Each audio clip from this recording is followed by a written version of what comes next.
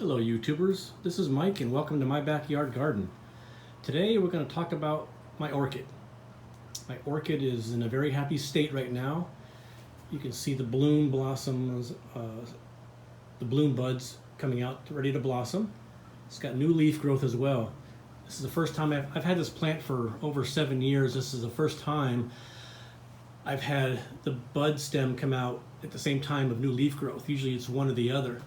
So it's quite happy, and how I've been keeping it happy is I feed it every 2 weeks with this Dynagrow liquid fertilizer.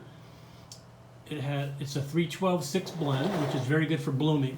Now, it's 3 parts nitrogen, 12 parts phosphorus, and 6 parts potassium. It's the driving force of blooming and fruiting is the phosphorus, the middle number there, 12, so it's very good for that purpose.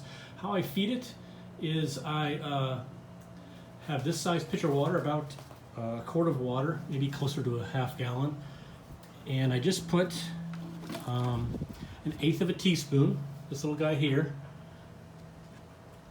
compared to the bigger one, it's a full tablespoon, 1/8 of a teaspoon of this in the water, poured into the plant roots into the peat moss soil that I grow it in, and that's what I do. It stays very happy and healthy, and we will be updating it as it blooms.